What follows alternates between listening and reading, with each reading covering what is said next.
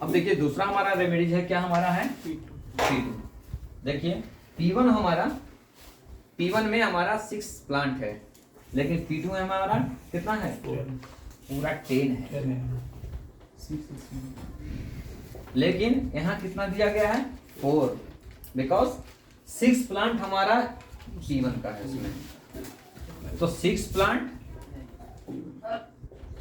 P1 और plus 4 plant extra, ठीक है। तो ये हिसाब से मतलब कि हमारा क्या बन जा रहा है आपको 10 प्लांट। 10 प्लांट में जो है सो हमारा ये 4 प्लांट हमारा जो है सो चेंज हुआ है। जब 4 प्लांट जब चेंज होता है तो हमारा एक्शन कितना चेंज होता है ये ध्यान देना है। 6 प्लांट में उतना वर्क कर रहा था, तो 4 प्लांट ऐड होने के बाद हमारा क्या काम कर रहा है, हमारा यहां से लेके यहां तक हो गया। अब नीचे चलते हैं, लेकिन P2 को और बहुत बड़ा एक्शन, बहुत एक्शन है इसमें। जो 4 प्लांट जो ऐड किया गया है उसका एक्शन बहुत है, उसको मैं बताता हूं आपको।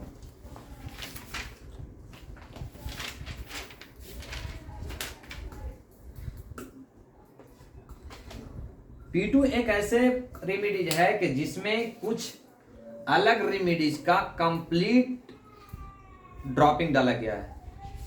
P2 तो P2 है ही है, लेकिन P2 में C2 का भी ड्रॉप डाला गया है, कंप्लीट C2 का। अब सोच लीजिए कि जो C2 में प्लांट है उसका एक्शन अब प्लस P2 में प्लांट है उसका एक्शन कितना बड़ा है। इसलिए P2 C2 का सपोजिट है, सपोर्ट करने वाला है। इसलिए H2C2A2P2 number 1 remedies of the lungs infections, RTI, respiratory tract infections. RTI booster इसको बोल सकते हैं, RTI पावर बोल सकते हैं, RTI टॉनिक बोल सकते हैं। H2C2A2P2L1B अगर इतना दे दिए तो कोई सा भी लंग्स से ऊपर से लेके नीचे तक, क्यों, क्योंकि ऊपर से नीचे तक हम कैसा बोल सकते हैं, क्योंकि हमारा P1 का 6 प्लांट P2 में है, तो हमारा ऊपर से लेकर नीचे तक, यहां तक फर्स्ट एड तक, फर्स्ट लोब तक हमारा P1 काम कर रहा है। अब बाकी जो 4 प्लांट और C2 का कंप्लीट प्लांट का जो वर्क कर रहा है हमारा पूरा कंप्लीट काम कर रहा है। तो यानी ये पूरा लंग्स पे काम करने वाला है ये, इसमें भी कोई एक्शन नहीं है, बड़े बच्चे सबका है, लेकिन वही देने का एक्शन क्या होता है, P1 से हार्ड रेमेडीज P2 माना जाता है, ठीक है। इसलिए कि प्लांट उसका ज्यादा है, एक्शन में रहता है। कहता है इसका प्रभाव रूप से बेंड पाइप पे भी काम करता है। क्यों नहीं करेगा, क्योंकि हमारा P1 बेंड पाइप पे काम कर रहा था, तो हमारा P2 भी काम करेगा। आपको air cells of the lungs, air cells lungs का जो एयर सेल्स है, वायु नली जो होता है, जहां तक लंग्स के थ्रू से हमारा ऑक्सीजन पहुंचता है उस पे काम करता है, उसका लेयर पे काम करता है। आपको अल्वेओलाई पे, फेफड़े के वायु प्रणालियों श्लेष्मिक तंत्र, ब्रोंकियल म्यूकस टिश्यूज, ब्रोंकाइटिस जो बनता है ना, ब्रोंकियस म्यूकस टिश्यू, उसका टिश्यू को रिपेयर करता है, कवर करता है, इन्फेक्शन को वहां पे जमने नहीं देता, बनने नहीं देता है। उसके बाद कहता है टिश्यू श्वास संस्थान के समस्त अवयवों, entire respiratory organ, adenoid tissues connecting lymphatic cells and the connective tissues, lymphatic cells और कनेक्टिव टिश्यू, जितने भी कनेक्ट एक दूसरे से टिश्यू क्या है, कहीं पे भी मसल्स लूज हो जाता है, इसका मतलब क्या है, टिश्यू को छोड़ दिया है। टिश्यू मसल से पकड़े, मसल से हमारा टिश्यू जो है सो हमारा किससे, हड्डी से, बोन से पकड़े हुए है, अगर उसको छोड़ दिया तो हमारा बोन में ताकत रहेगा, नहीं रहेगा। तो कनेक्टिव टिश्यू, एक दूसरे से जो कनेक्ट है, जो टिश्यू है उस पे ये बात करता है, कौन, हमारा P2, ठीक है। Connective tissue connecting numerous cell of the various kinds, ठीक है। ये एक पेक्ट्रोलस लिम्फेटिक क्या करता है, बलगम को ढीला करता है, यानी स्पॉटम जो ड्राई होता है उसको ढीला करता है, ठीक है। एक्सपेक्टोरेंट बलगम को, दुर्गंध को दूर करता है। बलगम में किसी को बदबू आता है, कहता ना कफ करता है, यानी सांस लेने में तकलीफ के साथ साथ उसके बदबू आता है, स्मेल आ रहा है, तो वैसे कंडीशंस में हमारा ये नंबर 1 रेमेडीज है, कौन सा, P2, ठीक है। एंटीप्लूरेंट, एंटी स्क्लेरोफ्लोस, एंटी ट्यूबरकुलोसिस, एंटी कैंसर्स की तरह ये काम करता है। यानी जितना भी बिगड़ा हुआ रूप रहता है, बदबू कब आएगा किसी में, जख्म को आप ड्रेसिंग करते होंगे, आज मार लगा कल बदबू आ सकता है, नहीं आ सकता है, आज मार लगा कल आ सकता है, नहीं आ सकता, आज भी नहीं आएगा, जब तक हमारा वहां पर सेल्स जो डैमेज हो करके एक लिक्विड फ्लूइड में ना आ जाता है, अलग जगह ना बना लेता है जब तक हमारा उसमें स्मेल नहीं आता है। तो जब स्मेल आने का मतलब क्या हुआ कि हमारा सेल्स म्यूकस मेम्ब्रेन्स को वहां पे जमा होने के बाद वो सड़ने की प्रक्रिया शुरू हो जाता है, यानी गलना शुरू हो गया, तब जाकर के हमारा वहां पे स्मेल आता। तो वैसे कंडीशंस में हमारा जो है सो हमारा P2 नंबर 1 रेमेडीज है। इसीलिए इसको कहा जाता है कि P2 हर डिजीज में दे सकते हैं, हर डिजीज में दे सकते हैं। कैसा दे सकते हैं, मैं इसको क्लियर कर रहा हूं।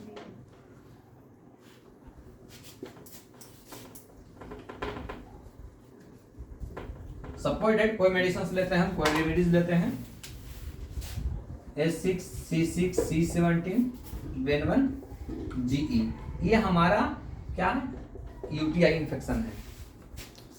यूटीआई इन्फेक्शन है। अगर यूटीआई इन्फेक्शन में अगर ये हम दे रहे हैं और इसका यूरिन में जलन कम नहीं हो रहा, यूरिन में बर्निंग कम नहीं हो रहा, यूरिन क्लियर नहीं आ रहा, यूरिन में वेस्टेज आ रहा है, पीलापन जैसा आ रहा, गाढ़ा जैसा आ रहा है, बदबू आ रहा है, आप सीधा बनाने के बाद P2 का 2 ड्रॉप दे सकते हैं इसको, सीधा P2 का 2 ड्रॉप। यानी P2 का हमें इतना देना है कि नर्वायन तक पहुंचना है, निगेटिव में देना उसको। हम इसको दिए क्या D6 में, लेकिन इसको कितना दिए 2 ड्रॉप। अब 2 ड्रॉप बोले तो 30 ml में कितना डिप गया, 2 ड्रॉप 30 ml में बोले तो मतलब 60 और 100 पोटेंसी के लगभग में गया। तो 100 जो मैं बता चुका था मैं, D4 जो देते हैं हमारा कंप्लीटली एक जगह पे रहता है, D10 देते हैं तो और फैलाता है, D30 देते हैं तो और फैलाता है और एरिया को कवर करता है, अगर D100 देते हैं तो और फैलाता है, अगर D1000 देते हैं तो और देता है, और अगर D10,000 देता है तो पूरा कंप्लीट नर्वाइन जो होता है, जो बारीकी बारीकी जो नर्व होती है उसमें भी काम करता है, जो कि जो हमारा सेल्स से रिलेटेड होता है, न्यूरॉन तक चला जाता है। तो इसलिए हमारा P2 दे करके हम उसको क्या नर्व रिलेटेड हमारा काम करा रहा है वो, ठीक है। उसका था यह स्वयं तो C2 और C5 की सहायक है। अभी बताया था मैं S2 C2 A2 P2 पहले भी बता चुके हैं कि 1 कैटेगरी तो 1 और 2 कैटेगरी तो 2। तो यानी S1 C1 L1 A3 भी इस तरह से, तो उस तरह से S1 S2 C2 A2 P2 L2 इस तरह से। तो उसी तरह से हमारा यहाँ पर भी हमारा क्या हो रहा है P2, यानी इसका मतलब क्या है, कोई भी डिजीज हमारा सेकंड स्टेज में पहुंच गया है, यानी टिश्यू से ऑर्गन पे पहुंच गया है। हमारा P1 दे रहे थे तो हमारा अपर रेस्पिरेटरी ट्रैक पे जा रहा था, यानी एक लेयर को इंटरनली थोड़ी वर्क कर रही थी, यानी एक अलग से सेंटर यानी हॉल है, ये हॉल के सतह पे काम कर रहा था, लेयर पे काम कर रहा था, पाइप का अंदर का लेयर पे काम कर रहा था। लेकिन P2 दे दिए तो हमारा लेयर से लेके ये कंप्लीट हॉल पे काम कर रहा है, कंप्लीट लारेंजाइटिस पे काम कर रहा है, कंप्लीट फारेंगाइटिस पे काम कर रहा है, कंप्लीट हमारा ट्रैकिया पे काम कर रहा है, ये पूरे पे काम कर रहा है। दूसरी तरह से C2 और C5 P2 की सहायक औषधियां, इसके रोगों में अधिकांश पौधे P1 के एवं अल्प मात्रा C2 का है।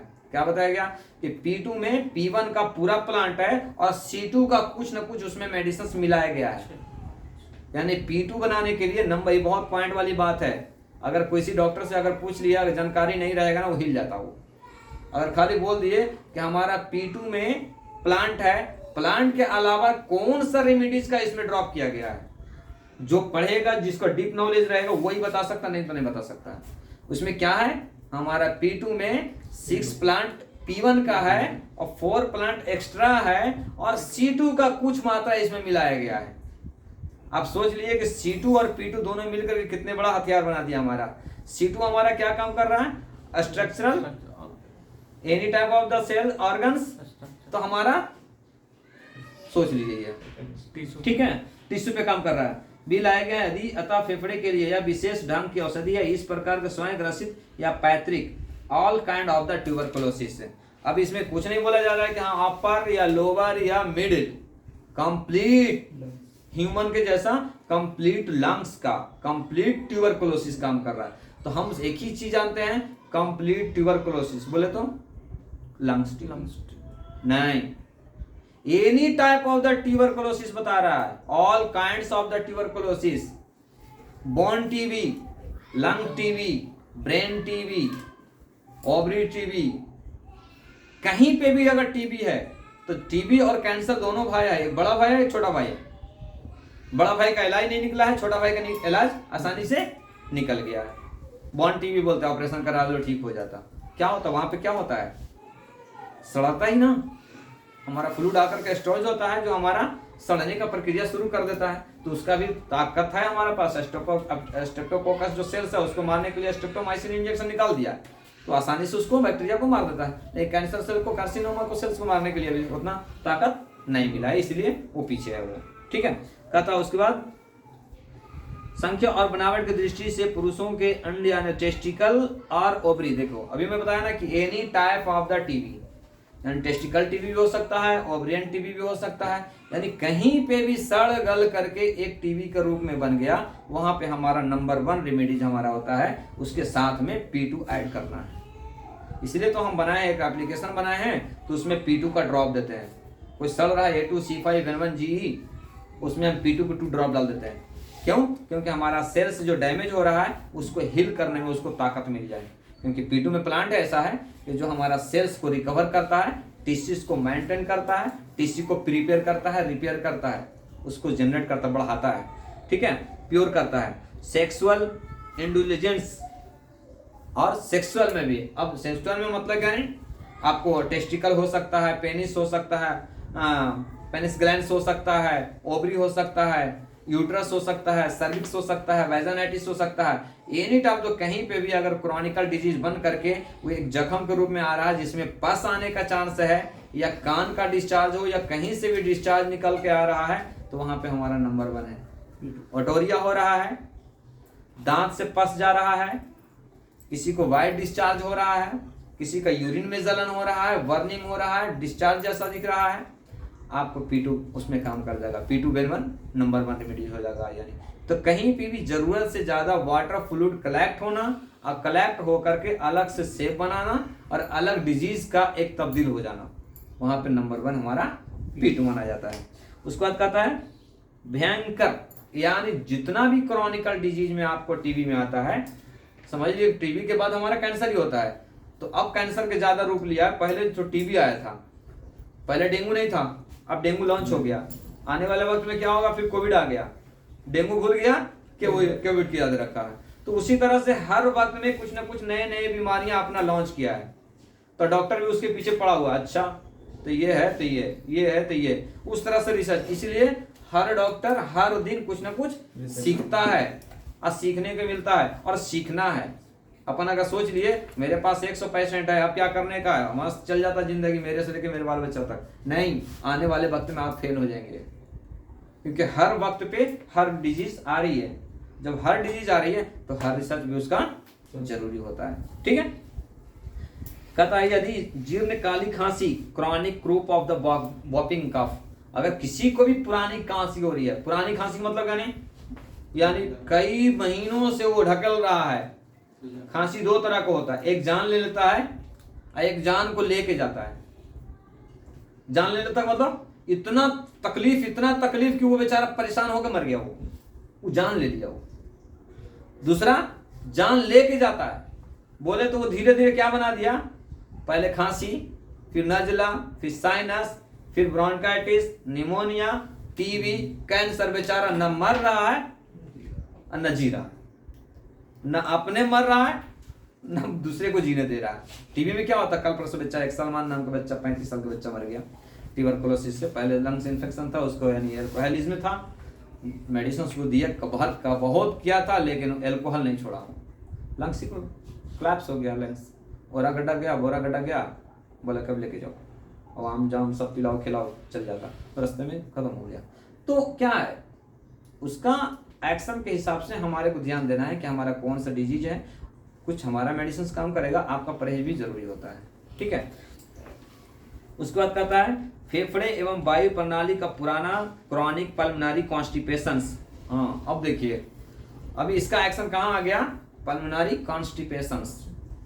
पल्मोनरी कॉन्स्टिपेशन का मतलब due to the constipation pulmonary affected, यानी कॉन्स्टिपेशन होने के कारण उसको इम्यून सिस्टम कम होता है, कम होने के बाद उसको खांसी आता है, जिसके कारण से हमारा रिस्पिरेटरी पल्मोनरी सिस्टम हमारा अब नॉर्मल होने लगता है, कमजोर बच्चे को ही खांसी होता है, पहलवान को कम बहुत कम होगा, अब होगा भी तो 3 दिन में ऑटोमेटिकली गर्म पानी ठंडा पानी पी करके खत्म कर लेता है। लेकिन कमजोर आदमी को कंटिन्यू बनते बनते क्या हो गया, टाइफाइड, निमोनिया, ब्रोंकाइटिस, टीबी, ये वो पूरा बना करके बना दिया वो। ठीक है, इसलिए सबसे बड़ा निजाम हमारा पेट का ही है, तो पेट का ही कवर करना हमारा जरूरी होता है। इसीलिए हम 2 मेडिसिन आप लोग दिए हैं, वेस 1 और वेस 2। अगर ये दोनों दे करके अगर कवर करते रहे, किसी पेशेंट को भी दे दिया, ऑटोमेटिकली अच्छी बीमारियां दूर चले जाएगा। सिर्फ खाली 2 से, लेकिन 2 आप पढ़ रहे हैं, उसमें कितने प्लांट दिया।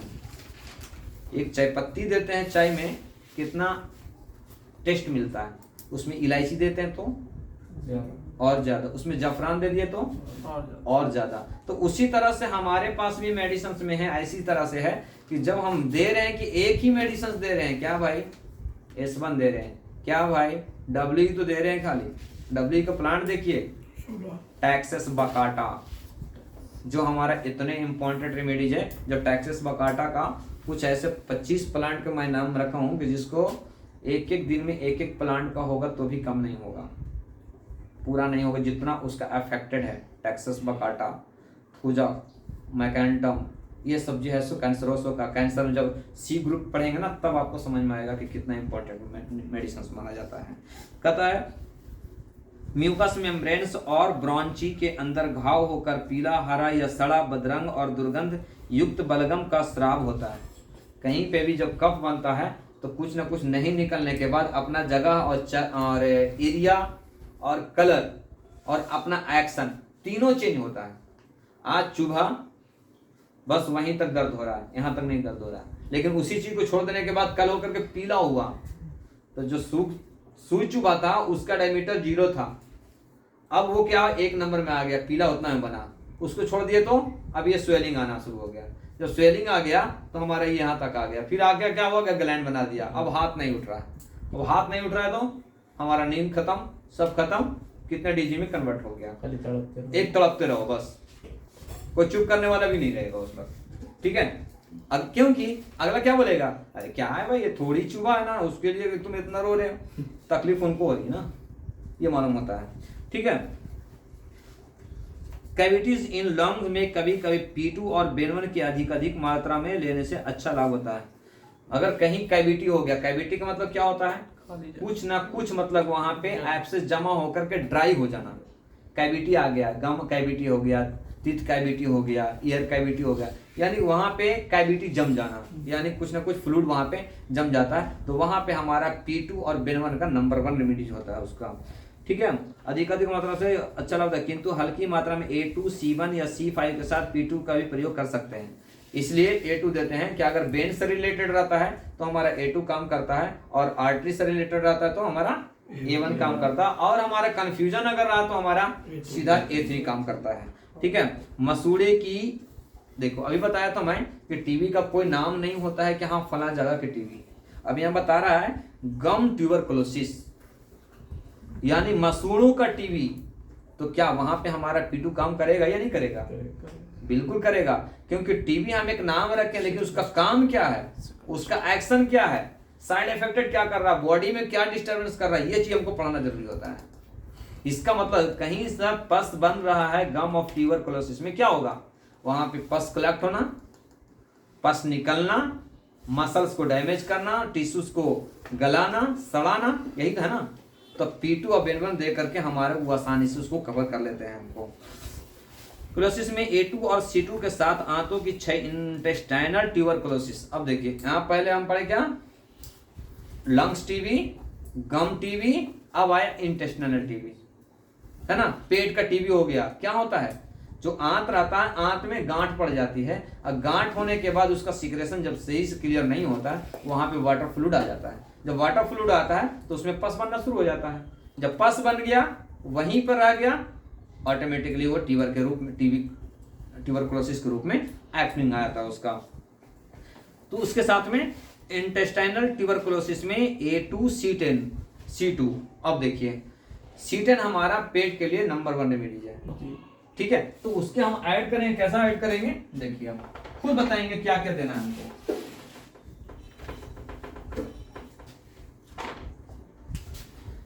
H2, C2, A2 P2 C10 F1 Ven1 by या GE। अब देखिए ये हम ऐसा लिख दिए हैं, आप इससे खुद अंदाजा लगा सकते हैं कि हम मेडिसिन कहां भेज रहे हैं। आपको डिजीज के लिए सोचना नहीं पड़ेगा कि हम क्या दें, आपको खुद सिलेक्टेड करना पड़ेगा। क्या दिया हम, H2 और C2। ये दोनों का मतलब यानी ग्लैंडुलर रेमेडीज है, ग्लैंड पे काम करना है। जितना भी पाइप नुमा जो जितना भी ऑर्गन है हमारा उस पे काम करेगा। ओवरी पाइप नुमा है, काम करेगा। इंटेस्टिनल पाइप नुमा है, ट्यूबुलर ट्यूब कैसा है देख रहे हैं, यानी ऊपर से ऐसा पेन का अगर रिफिल निकाल देंगे तो ये पाइप नुमा हो जाएगा। तो पाइप नुमा कहीं पे भी अगर ऑर्गन हमको मिल रहा है H2 और C2 नंबर 1। तो सोच लिया हम क्या दे दिया हमें, H2 और C2 और A2 यानी ब्लड का सर्कुलेशन नहीं होने के कारण हमारा अनडाइजेशन का प्रॉब्लम होता है। तो हमारा A2। P2 क्यों दिए, P2 हम डायरेक्ट अगर इसको नहीं देते हैं तो P2 का हम 2 ड्रॉप दे सकते हैं, ठीक है, लेकिन P2 इक्वल मात्रा में भी हम दे सकते हैं, ठीक है।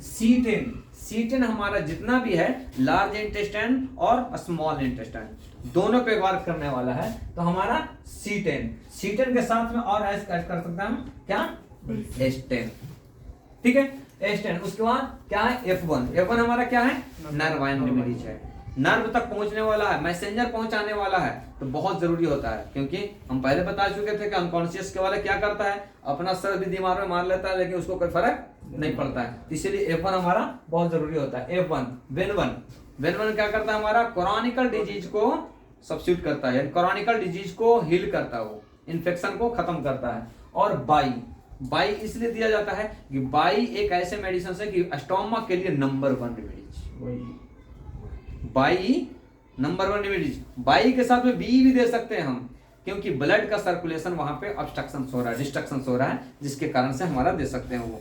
तो ये चीज थोड़ा सा मतलब कि पेट पे रिलेटेड है। उसी तरह से कहीं पे भी भेज सकते हैं। ग्लैंड पे भेजना है S5C5, लीवर को है लिवर टीबी है S5C5 में आ जाइए, स्किन टीबी है S3C3 आ जाइए, ग्लैंड है टेस्टिकल है या सेक्सुअल ऑर्गन से रिलेटेड है S3C3 आ जाइए, बोन का है S4C4 आ जाइए। आपको कुछ भी नहीं है, इतना आसान तरीका मेडिसिन बनाने के लिए कोई पैथी में है ही नहीं है, सोचना ही नहीं पड़ेगा। बस सिर्फ ओनली 114 प्लांट पढ़ लिए, आपको ऑटोमेटिकली आपको ग्रुप सिलेक्टेड हो जाएगा कि हमारा ये प्लांट इसमें भी है तो ये भी काम कर सकते हैं, ठीक है। अब जैसे P4 काम लेते हैं तो उसमें भी आर्निका मोंटाना है, बताओ भैया। अब आर्निका मोंटाना कहाँ है हमारा, किसमें है मैडम,